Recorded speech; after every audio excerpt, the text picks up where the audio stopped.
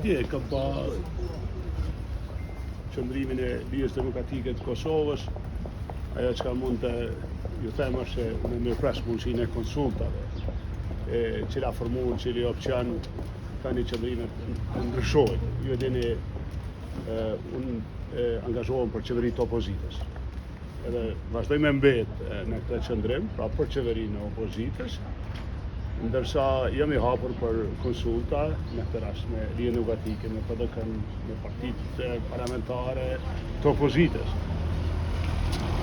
Atiri na Çfarë shtiri të pranoni këtë takimin atë Gjikut, pasi nga të tjerët që koordinojnë nga Partia Demokratike, po ashtu edhe Big Berisha nga ta që nuk është e rrugës të ketë një takim të thirrur nga DDK-ja.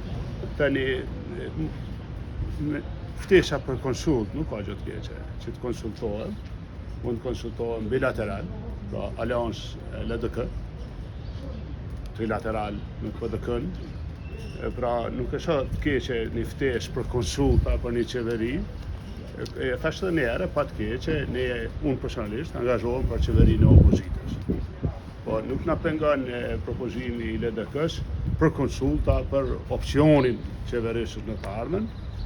Pra personalisht unë angazhohem për qeverinë e opozitës. Apo bjen kjo që jeni të hapur megjithatë edhe për vetëvendosje, nëse jeni të hapur për këtë propozim të LDK-s? Ja ndryshon, jo sheni, unë deklaroj hapur që angazhohem për qeverinë e opozitës. Është një qëndrim i shprehur edhe me kohë, edhe i argumentuar shumë pse, ndërsa ekziston një dallim, ne kemi autorizuar nënkryetaren tonë, që është edhe shefi e grupit parlamentar, Time Kadriaj, për konsulta me bashkëkryesuesin e seancës, në këtë rast zotin Dahari, edhe zoniushën Sala Jashari, në mënyrë që ta gjejmë zgjidhjen për ngërçin në parlament për konstituimin e kuvenit. Pa nuk ka ndryshim, nuk ndryshon qëndrimi ynë sa i përket qeverisë për qeverinë e opozitës, për shumicën e opozitës, po ashtu nuk na pengon ftesa e LDK-s për konsulta për qeverinë. Po, zoti Haradinaj, zoti Abdi Gjiku tha që takimi ka kuptim për qeverinë unifikuese veç nëse marrin pjesë krejt partitë aty. Tash në atë takim i cili synohet me qenë i përbashkët, duhet me marrë pjesë edhe lëvizja vetëvendosje. A merrni pjesë ju si aleancë në atë takim ku është në tavolinë edhe LDK-ja? Jo.